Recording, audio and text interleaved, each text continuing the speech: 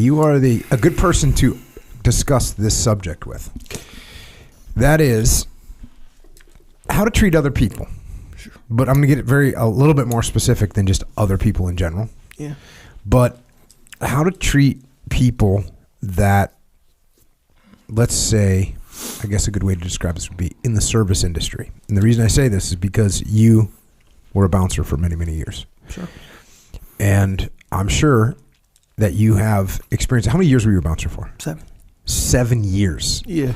So that's a lot of Friday nights. That's a lot of Saturday nights. What other nights was big down at the bitter end back in the day? Friday, Saturday. Just it? Thursday, Friday, Saturday. Okay. Yeah. That's a lot of nights. You did that for 7 years. Think about that. It's a lot of experience interacting with other people. Yeah. So you got treated well, right? You got treated unwell. Yeah. Got treated poorly. Yeah, yeah. Maybe even you were disrespected at some time. Sure. No doubt about it. Give me an example of someone that would come in that you'd be like, well, I'm going to take care of this person. How'd they treat you? Nicely. And were they over the top? Did they have to slip you a hundo or anything like that? They don't have to necessarily, but there are many ways to treat me nicely. Okay. As a bouncer, treat a bouncer or the doorman, whatever you want to call him, nicely. Bribery, yes, works for sure. But can bribery cover up being an asshole? It can mitigate it, but there's always it makes it kind of weird for sure.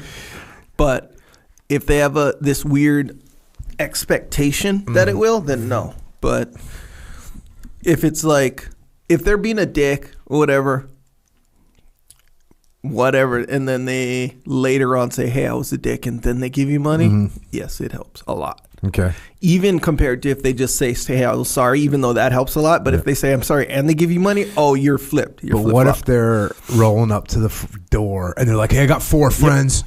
You need to let them in. Yeah. And they hand you a... Yeah, like, and that has happened too. To answer your question, no, that does not help. So the kind, when they come in trying to like essentially, so what do you call it? So when you sub whatever, when they basically position themselves as like superior to you. Oh, okay.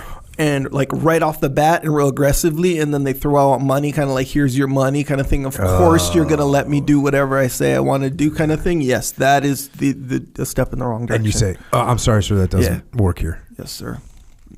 That's exactly what happened. Now, so that's the nice example, or the good example of someone that you're going to take care of, kind of, meaning you're going to be cool to them. If something happens, you kind of be on their side a little bit, right? Yeah. If there's something goes down. Yeah. So how are they treating you? What are they doing to you? Yeah, they're being nice. I would say treating you like a person and not just some spiel. Yeah, I think that's kind of what it is. Treat you like a person, like trying to kind of like, what do you call, level with you, I guess. If they can do a genuine good job with that, that'll work for sure. How do you distinguish between... You ever had someone... There's 2 things I've been talking about. I was talking to someone about the other day. Looking someone in the eyes, right? But also saying your name. Yeah. For me, if someone says my name repeatedly, it seems weird. Yeah. It's one of those things, Echo, where when I hear it, I'm not sure why they're doing it. I can't quite figure out why they're doing it. Does that ever happen to you, Echo? Yeah. So you see what I just did? I did it twice. Well, people do that. Oh yeah, fully. And so yes, it's a little awkward. I am very familiar with this phenomenon, and I did some thinking. So it might be spot on. It feels like it's spot on, but I don't know. You tell me. So when someone's trying to it depends on their personality, first off, because some people, that's how they talk. Like, you get an official talker, like maybe some news dude, and you talk to him in real life, like, that's how they talk a lot of the time. Did you ever see Wolf of Wall Street? Yeah. So, in Wolf of Wall Street, one of the phone scenes where he's selling, Leonardo DiCaprio selling something, some penny stock, he says the name. I think it's a little bit too much. Yeah. He's like, John, let me tell you, we haven't seen a stock like this in at least 6 months, John. I'm telling you, John, he says it like that. Right. Yeah. And I thought to myself, I get it. Yeah. I see what you're doing. Yeah. And maybe on the phone, maybe it's a little bit different. Maybe a little bit different. I think you're right. But it still is awkward to throw someone's name at the end of each sentence. It just, to me, doesn't seem right. I mean, is it the same to you, Echo? It is the same, but to throw it in there like one time or like maybe maximum 2 times, depends. But like, for example, to throw it in one time does help, I think.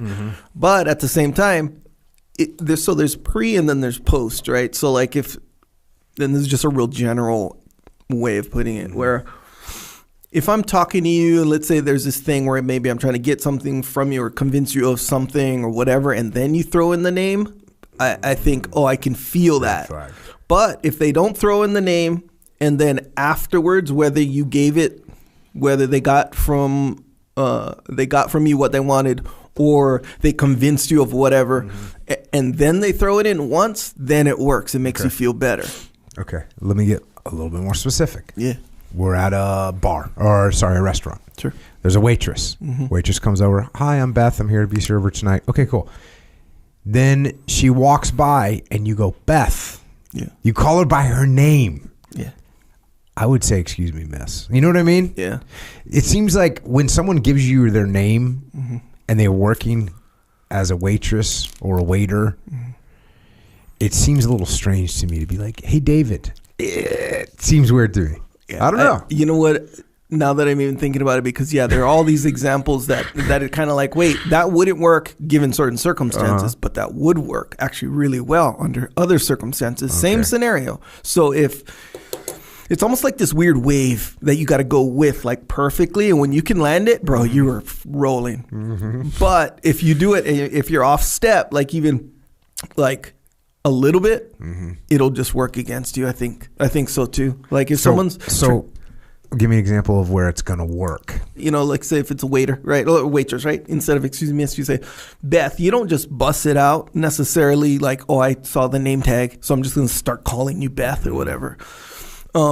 Let's say you had some genuine questions about the menu or I don't know, something like this. And then it sort of came up naturally like, this thing. And, you and Beth kind of have a relationship now above and beyond just like, hey, here, take your order, blah, blah, blah. Because if she's just saying the normal stuff she'd say to every single customer, and then you start going above and beyond what the normal customer does, then you're out of step a little bit, just a little bit. So it kind of throws you off. But if you're like, hey, is there a gluten-free thing? Oh, what about this? Oh, and you're genuinely concerned about the menu, now your relationship gets a little deeper. See what I'm saying?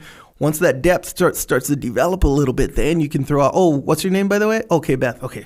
I'm just saying, because you have a little bit more of a relationship that would warrant you calling her something a little bit more personal. Yeah. That's what it feels like. I think I might be a little bit hypersensitive about the name thing. I think I might be overly sensitive. It's possible. I think I might be overly sensitive because to me, like I wouldn't be surprised if people said, no, it's very, I wouldn't be surprised if a waitress told me, no, we like it when you call. Like I wouldn't be surprised if that was the consensus and I just didn't know it. Yeah. It seems a little bit too personal though. So I liked it as a bouncer. You brought this up because I noticed that shit too. When they're saying your name, you're like, did you wear a name tag? Yeah. That said Echo on it. Yeah. Oh, yeah. It seems a little bit much for me to say. Hold on a second, Echo. You know what I mean? Seems a little weird. Yeah, beforehand. So, like, if the person didn't need anything from me, or if they were leaving or something, and then they said, like, it felt good, too. It felt good. Kind of like, okay. See, I was wrong. I am wrong. But on the way in, though, if they're like, hey, what's up, Echo? And I'm like, okay, I see what you're doing there. This is a pitch. It's some kind of a pitch, like on the Wolf of Wall Street or whatever. Like he's going heavy on the pitch. So it's not as genuine. But if they're saying it and they don't need anything from you, you're kind of like, well, he's just being cool now at this point. That's what I felt. You know who did that to me? Mario Lopez. You know who that is? San Diego guy. Oh, yeah. The actor guy. Yeah. He's an actor, AC right? Slater. He's a jiu-jitsu guy, right? Jiu-jitsu guy, That's how I know him. I don't know him from acting. I know him from the jiu-jitsu. Wow. I know him from everything. From AC Slater days back in the day. What's AC Slater? AC Slater was his... He's on a kid's show, right? Yeah, Saved by the Bell. Okay. Hell yeah. So we're at the bitter end. Mario Lopez rolls in. I was like, oh, hell yeah. It was on an off night, too. It was like a Wednesday or something like this. He came in. Yeah. He had 2 guys with him. I checked their ID. Of course, I don't check Mario Lopez's ID, even though he had his ID already. That's how you know someone's cool. Yeah. He's not like, hey, you should know already, you know? And do you know who I am? Well, yeah. Do you know who I am? Bro, that's real, too, brother. Sometimes. Did you ever have that happen? Yeah. Oh, yeah. Plenty of time. By anyone that's recognizable to normal? No. So there's Not people that that were like, "Do you know who I am? Yeah, I'm famous in San Diego." Yeah, like guys who like everyone knows me here, you know, like that kind of stuff. But so he rolled in or whatever. Two friends, his friends showed the idea or whatever, super nice or whatever. And he's a San Diego guy, so you'd expect him to be like, "Hey, you know who I am?" Nope, didn't. Right? Everyone knew I liked Saved by the Bell. They played this. This was kind of a big deal at the time. It was like a little prank they played on me. So anyway, what's the premise of Saved by the Bell? What's it about? Just teenage years, the struggle, high school. Yeah, high school, the struggle. What's his? Is he the main guy? He's kind of the second guy. Who's the main guy? Zach Morris, who is Mark Paul Gosselaar. So he was like the popular main dude, and then there's AC Slater, who's kind of his rival. But Slater was an athlete who could dance. This guy could do anything. Could dance. He could dance good. He was an athlete. He played all these wrestler, like badass dude. He had big muscles and stuff. Yeah, he's the man. Anyway, so he goes in, the bartender, Casey Jones is his name, bartender, and then one of the waitresses, Maggie. They conspire. They tell Mario Lopez, they're like, "Hey, that guy Echo outside. He's like the massive fan of Saved by the Bell and you and all this stuff." And that's for real? Yeah. Oh, yeah. This was like back in... Wait, when did you watch Saved by the Bell? Like in, high school, stuff like that. What's it about? No, like college time. What's it about? Right. It's like, bro, it's actually pretty good. It's funny now that if you watch it now, it's like kind of whatever, but like in its day, it's freaking good. Wait, who would watch it? Was it meant for, I thought Saved by the Bell was for like 12-year-olds. Maybe.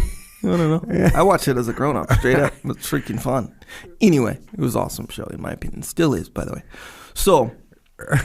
they tell him this, "Hey, that guy's a big fan of Saved by the Bell. Like, his name is Echo. He's, whatever. He's a big fan. Just so you know, that's what's going on." So he was like, "Cool." I didn't know any of this. I was just working.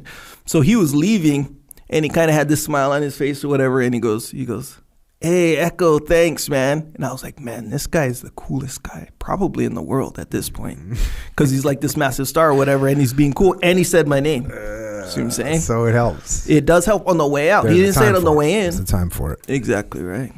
So, being nice to people that are in service roles is going to garner you a lot better treatment in that situation. This is the main point that I'm trying to make. Right. I was going to the airport the other day, and I see people getting treated like bad.